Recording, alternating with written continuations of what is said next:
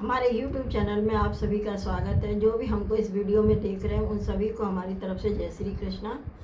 आज हम आपको बताएंगे एकादशी व्रत के बारे में, जैसे उसके क्या नियम होते हैं, ये कैसे उत्पन्न हुई है, इसको क्या करना चाहिए और इसकी क्या कथा है, क्या इसका महात्म्य है, ये सभी बार के बारे में आज हम चर्चा करेंगे। तो चलिए आप ध्यान से सुनिए और हमारे साथ जुड़े रहिए। एकादशी के जया आदि भेद, नक्त व्रत का स्वरूप, उत्पन्ना एकादशी के प्रसंग में एकादशी की विधि, उत्पत्ति कथा और महिमा का वर्णन किया गया है।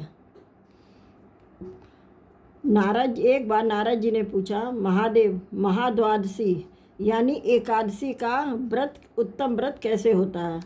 सर्वेश्वर प्रभु, उसके व्रत से जो कुछ भी फल प्राप्त होता है उसे बताने की कृपा कीजिए। महादेव जी ने कहा, ब्राह्मण, यह एकादशी महान पुण्य फल को देने वाली है। श्रेष्ठ मुनियों को भी इसका अनुष्ठान करना चाहिए। विशेष विशेष नक्षत्रों का योग होने पर भी यह तिथि जया, विजया, जयंती तथा पापनाशिनी इन 4 नामों से विख्यात होती है। ये सभी पापों का नाश करने वाली है। इनका व्रत अवश्य करना चाहिए। तब शुक्ल पक्ष की एकादशी को पुनर्वसु नक्षत्र हो तो वह उत्तम तिथि जया कहलाती है। उसका व्रत करके मनुष्य निश्चय ही पाप से मुक्त हो जाता है। और जब शुक्ल पक्ष की द्वादशी को श्रवण नक्षत्र हो तो यह उत्तम तिथि विजया के नाम से विख्यात होती है। इसमें किया हुआ दान और ब्राह्मण भोजन सहस्त्र गुना फल देने वाला है तथा होम और उपवास तो सहस्त्र गुने से भी अधिक फल देता है। जब शुक्ल पक्ष की द्वादशी को रोहिणी नक्षत्र हो तो वह तिथि जयंती कहलाती है। वह सब पापों को हरने वाली है। उस तिथि को पूजित होने पर भगवान गोविंद निश्चय ही मनुष्य के सब पापों को धो डालते हैं। जब कभी शुक्ल पक्ष की द्वादशी को पुष्य नक्षत्र हो तो वह महापुण्यमयी पाप नाशनी तिथि कहलाती है। जो 1 वर्ष तक प्रतिदिन प्रस्थ तिल दान करता है तथा जो केवल पाप नाशनी एकादशी को उपवास करता है, उन दोनों का पुण्य समान होता है।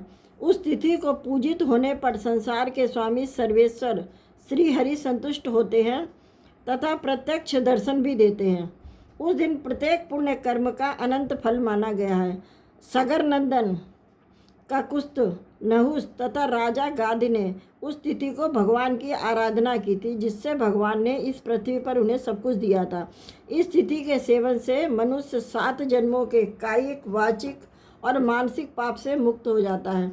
इसमें तनिक भी संदेह नहीं है। पुष्य नक्षत्र से युक्त एकमात्र पाप नाशनी एकादशी का व्रत करके मनुष्य 1000 एकादशियों के व्रत का फल प्राप्त कर लेता है। उस दिन स्नान, दान, जप, होम, स्वाध्याय और देव पूजा आदि जो कुछ भी किया जाता है उसका अच्छा फल माना गया है। इसलिए प्रयत्नपूर्वक इसका व्रत करना चाहिए। जिस समय धर्मात्मा राजा युधिष्ठिर पंचम अश्वमेघ यज्ञ का स्नान कर चुके थे, उस समय उन्होंने यदुवंशावंतस भगवान श्री कृष्ण से इस प्रकार प्रश्न किया था। युधिष्ठिर बोले, प्रभो, नक्त व्रत तथा एक भुक्त व्रत का पुण्य एवं फल क्या है? जनार्दन, यह सब मुझे बताइए। श्री भगवान ने कहा, कुंती नंदन, हेमंत ऋतु में जब परम कल्याण में मार्गशीर्ष मास आए तब उसके कृष्ण पक्ष की द्वादशी तिथि को उपवास व्रत करना चाहिए। उसकी विधि इस प्रकार है। दृढ़ता पूर्वक उत्तम व्रत का पालन करने वाला शुद्ध चित्त पुरुष दशमी को सदा एक भुक्त रहे अथवा शौच, संतोष आदि नियमों के पालन पूर्वक नक्त व्रत के स्वरूप को जानकर उसके अनुसार एक बार भोजन करे। दिन के 8वें भाग में जब सूर्य का तेज मंद पड़ जाता है उसे नक्त जानना चाहिए। रात को भोजन करना नक्त नहीं है। गृहस्थ के लिए तारों के दिखाई देने पर नक्त भोजन का विधान है और सन्यासी के लिए दिन के 8वें भाग में, क्योंकि उसके लिए रात में भोजन निषेध है। कुंती नंदन, दशमी की रात्रि व्यतीत होने पर एकादशी को प्रातः काल व्रत करने वाला पुरुष व्रत का नियम ग्रहण करे और सवेरे तथा मध्याह्न को पवित्रता के लिए स्नान करे। कुएं का स्नान निम्न श्रेणी का है। बावड़ी में स्नान करना मध्यम, पोखरे में तथा उत्तम तथा नदी में उससे भी उत्तम माना गया है। जहाँ जल में खड़ा होने पर जल जंतुओं को पीड़ा होती है, वहाँ स्नान करने पर पाप और पुण्य बराबर होता है। यदि जल को छान कर शुद्ध कर ले तो घर पर भी स्नान करना उत्तम माना गया है। इसलिए पांडव श्रेष्ठ घर पर उक्त विधि से स्नान करें। स्नान के पहले निम्नांकित मंत्र पढ़कर शरीर में मृत्तिका लगा लें। अश्वक्रांते रथक्रांते विष्णुक्रांते वसुंधरे मृत्तिके हर में पापम यन्मया पूर्व संचितम। वसुंधरे तुम्हारे ऊपर अश्व और रथ चला करते हैं। भगवान विष्णु ने भी वामन अवतार धारण कर तुम्हें अपने पैरों से नापा था। मृत्तिके मैं पूर्व काल में जो पाप संचित किया गया है मेरे उस पाप को हर लो। व्रती पुरुष को चाहिए कि वह एक चित्त और दृढ़ संकल्प होकर क्रोध तथा लोभ का परित्याग करे। अत्यंज पाखंडी, मिथ्यावादी, ब्राह्मण निंदक, अगम्या, स्त्री के साथ गमन करने वाले, अन्यान्य, दुराचारी, परधनहारी तथा पर स्त्री गामी मनुष्यों से वार्तालाप न करे। भगवान केशव की पूजा करके उन्हें नैवेद्य भोग लगाए। घर में भक्ति युक्त मन से दीपक जला कर रखे। पार्थ उस दिन निंद्रा और मैथुन का परित्याग करें। धर्मशास्त्र से मनोरंजन करते हुए संपूर्ण दिन व्यतीत करें। नृपश्रेष्ठ भक्ति युक्त होकर रात में जागरण करें। ब्राह्मणों को दक्षिणा दे और प्रणाम करके उनसे त्रुटियों के लिए क्षमा मांगे। जैसे कृष्ण पक्ष की एकादशी है वैसे ही शुक्ल पक्ष की भी एकादशी है। इसी विधि से उसका भी व्रत करना चाहिए। पार्थ द्विज को यह उचित है कि वे शुक्ल और कृष्ण पक्ष के एकादशी के व्रती लोगों में भेद बुद्धि न उत्पन्न करे।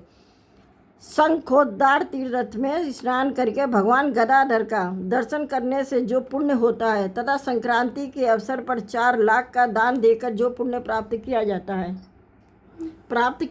है वह सब एकादशी व्रत की 16वीं कला के बराबर भी नहीं है। प्रभास क्षेत्र में चंद्रमा और सूर्य के ग्रहण के अवसर पर स्नान दान से जो पुण्य होता है वो निश्चय ही एकादशी को उपवास करने वाले मनुष्य को मिल जाता है। केदार क्षेत्र में जल पीने से पुनर्जन्म नहीं होता। एकादशी का भी ऐसा महात्म्य है। यह भी गर्भवास का निवारण करने वाली है। पृथ्वी पर अश्वमेघ यज्ञ का जो फल होता है उससे 100 गुना अधिक फल एकादशी व्रत करने वालों को मिलता है। जिसके घर में तपस्वी एवं श्रेष्ठ ब्राह्मण भोजन करते हैं उसको जिस फल की प्राप्ति होती है वह एकादशी व्रत करने वालों को भी अवश्य मिलता है। वेदांगों के पारगामी विद्वान ब्राह्मण को सहस्त्र गोदान करने से जो पुण्य होता है उससे 100 गुना पुण्य एकादशी व्रत करने वालों को प्राप्त होता है। इस प्रकार व्रती को वह पुण्य प्राप्त होता है जो देवताओं के लिए भी दुर्लभ है। रात्रि को भोजन कर लेने पर उससे आधा पुण्य प्राप्त होता है तथा दिन में एक बार भोजन करने से देहधारियों को नक्त भोजन का आधा फल मिलता है। जीव जब तक भगवान विष्णु के प्रिय दिवस एकादशी को उपवास नहीं करता तभी तक तीर्थ, दान और नियम अपने महत्व की गर्जना करते हैं। इसलिए पांडव श्रेष्ठ तुम उस व्रत का अनुष्ठान करो। कुंती नंदन, यह गोपनीय एवं उत्तम व्रत है जिसका मैंने तुमसे वर्णन किया है। हजारों यज्ञों का अनुष्ठान भी एकादशी व्रत की तुलना नहीं कर सकता है। युधिष्ठिर ने पूछा, भगवान पुण्यमयी एकादशी तिथि कैसे उत्पन्न हुई है, इस संसार में क्यों पवित्र मानी गई है तथा देवताओं को कैसे प्रिय हुई है। श्री भगवान बोले, कुंती नंदन, प्राचीन समय की बात है। सतयुग में मुर नामक एक दानव रहता था। वह बड़ा ही अद्भुत, अत्यंत रौद्र तथा संपूर्ण देवताओं के लिए भयंकर था। उस काल रूपधारी दुरात्मा महासुर ने इंद्र को भी जीत लिया था। संपूर्ण देवता उससे परास्त होकर स्वर्ग से निकाले जा चुके थे और शंकित तथा भयभीत होकर पृथ्वी पर विचरा करते थे। एक दिन सब देवता महादेव जी के पास गए। वहाँ इंद्र ने भगवान शिव के आगे सारा हाल कह सुनाया। इंद्र बोले, महेश्वर, यह देवता स्वर्ग लोक से भ्रष्ट होकर पृथ्वी पर विचर रहे हैं। मनुष्यों में रहकर इनकी शोभा नहीं होती है। देव, कोई उपाय बताइए, देवता किसका सहारा ले। महादेव जी ने कहा, देवराज, जहाँ सबको शरण देने वाले, सबकी रक्षा में तत्पर रहने वाले जगत के स्वामी भगवान गरुड़ ध्वज ने विराजमान है, वहाँ जाओ, वे तुम लोगों की रक्षा करेंगे। भगवान श्री कृष्ण कहते, हे युधिष्ठिर, महादेव जी की बात सुनकर परम बुद्धिमान देवराज इंद्र संपूर्ण देवताओं के साथ वहाँ गए। भगवान गदाधर क्षीर सागर के जल में सो रहे थे। उनका दर्शन करके इंद्र ने हाथ जोड़कर स्तुति आरंभ की। इंद्र बोले, देव देवेश्वर आपको नमस्कार है। देवता और दानव दोनों ही आपकी वंदना करते हैं। पुंडरीकाक्ष आप दैत्यों के शत्रु हैं। मधुसूदन हम लोगों की रक्षा कीजिए। जगन्नाथ संपूर्ण देवता मुर नामक दानव से भयभीत होकर आपकी शरण में आए हैं। भक्त वत्सल हमें बचाइए। देव देवेश्वर हमें बचाइए। जनार्दन हमारी रक्षा कीजिए। दानवों का विनाश करने वाले कमल नयन हमारी रक्षा कीजिए। प्रभु हम सब लोग आपके समीप आए हैं, आपकी ही शरण में आ पड़े हैं। भगवान शरण में आए हुए देवताओं की सहायता कीजिए। देव आप ही पति, आप ही मति, आप ही कर्ता और आप ही कारण हैं। आप ही सब लोगों की माता और आप ही से इस जगत के पिता हैं। भगवान देव देवेश्वर शरणागत वत्सल देवता भयभीत होकर आपकी शरण में आए हैं। प्रभु अत्यंत उग्र स्वभाव वाले महाबली मुर नामक दैत्य ने संपूर्ण देवताओं को जीतकर इन्हें स्वर्ग से निकाल दिया। इंद्र की बात सुनकर विष्णु भगवान बोले, देवराज वह दानव कैसा है, उसका रूप और बल कैसा है तथा उस दुष्ट के रहने का स्थान कहाँ है।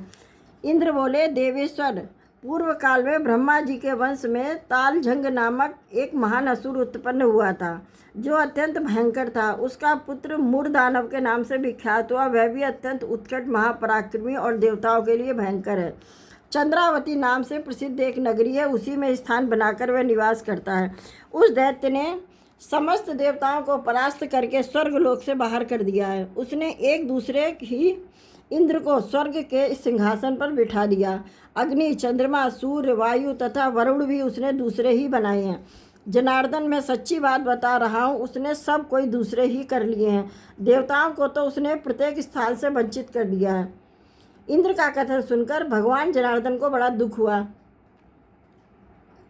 वे देवताओं को साथ लेकर चंद्रावती पुरी में गए। देवताओं ने देखा दैत्यराज बारंबार गर्जना कर रहा है। उससे परास्त होकर संपूर्ण देवता दसों दिशाओं में भाग गए। अब वह दानव भगवान विष्णु को देखकर बोला, खड़ा रह। उसकी ललकार सुनकर भगवान के नेत्र क्रोध से लाल हो गए। वे बोले, अरे दुराचारी दानव, मेरी इन भुजाओं को देख। यह कहकर विष्णु ने अपने दिव्य बाणों से सामने आए हुए दुष्ट दानवों को मारना आरंभ किया। दानव भय से विहल हो उठे। पांडुनंदन तत्पश्चात श्री विष्णु ने दैत्य सेना पर चक्र का प्रहार किया।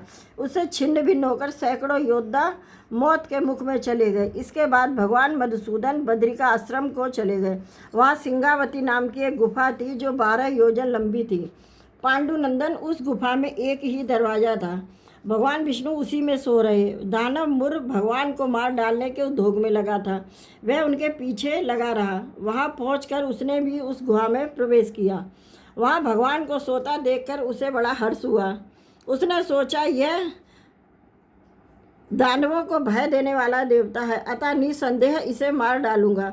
युधिष्ठिर दानव के इस प्रकार विचार करते ही भगवान विष्णु के शरीर से एक कन्या प्रकट हुई जो बड़ी ही रूपवती, सौभाग्यशालिनी तथा दिव्य अस्त्र शस्त्रों से युक्त थी। वह भगवान के तेज के अंश से उत्पन्न हुई थी। उसका बल और पराक्रम महान था।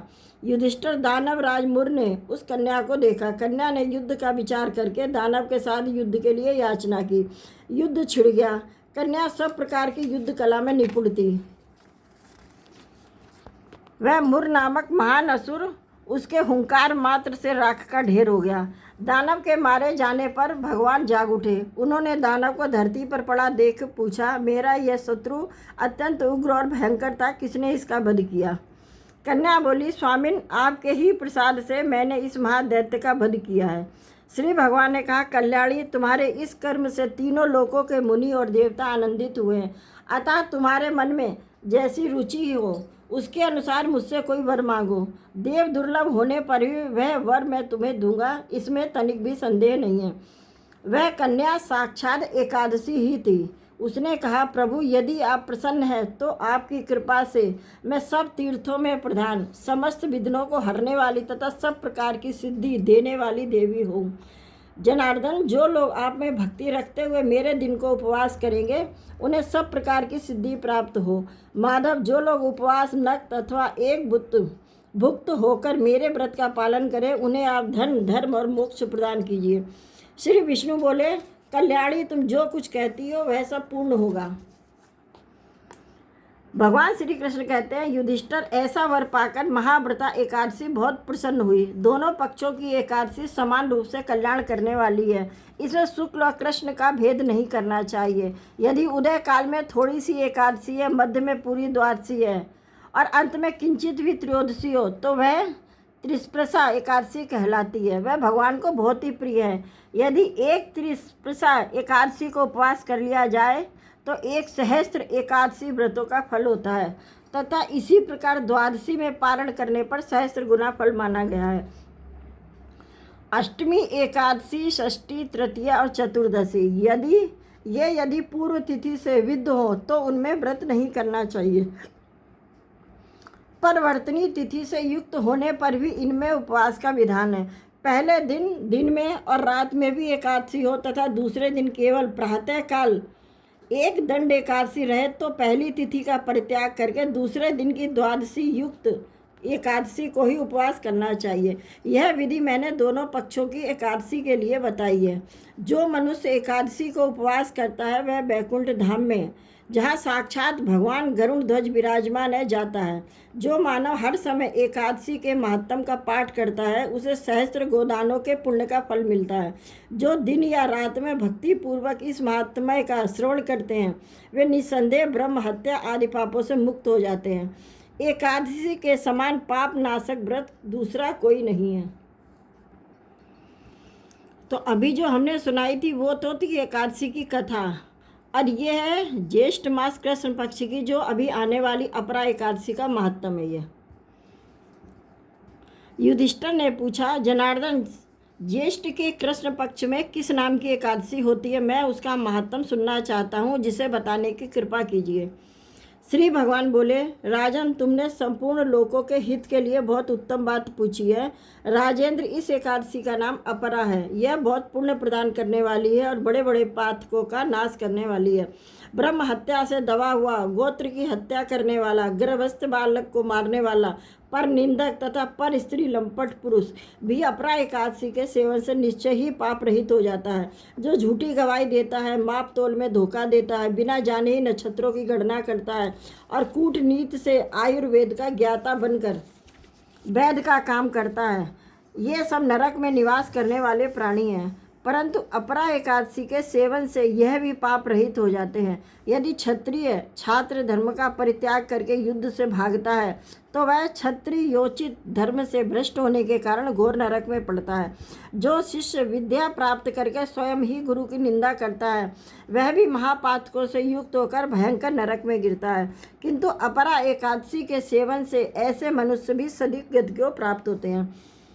माघ में जब सूर्य मकर राशि पर स्थित हो उस समय प्रयाग में स्नान करने वाले मनुष्य को जो पुण्य होता है, काशी में शिवरात्रि का व्रत करने से जो पुण्य प्राप्त होता है, गया में पिंड दान करके पितरों को तृप्ति प्रदान करने वाला पुरुष जिस पुण्य का भागी होता है, बृहस्पति के सिंह राशि पर स्थित होने पर गोदावरी में स्नान करने वाला मानव जिस फल को प्राप्त करता है, बद्रिक आश्रम की यात्रा के समय भगवान केदार के दर्शन करने तथा बद्री तीर्थ के सेवन से पूर्ण फल उपलब्ध होता है, तथा सूर्य ग्रहण के समय कुरुक्षेत्र में दक्षिणा सहित यज्ञ करके हाथी घोड़ा और स्वर्ण दान करने से जिस फल की प्राप्ति होती है, अपरा एकादशी के सेवन से भी मनुष्य वैसा ही फल प्राप्त करता है। अपरा को उपवास करके भगवान वामन की पूजा करने से मनुष्य सब पापों से मुक्त हो श्री विष्णु लोक में प्रतिष्ठित होता है। इसको पढ़ने और सुनने से सहस्त्र गोदान का फल मिलता है। तो ये था अपरा एकादशी जो आने वाली है उसका महत्व।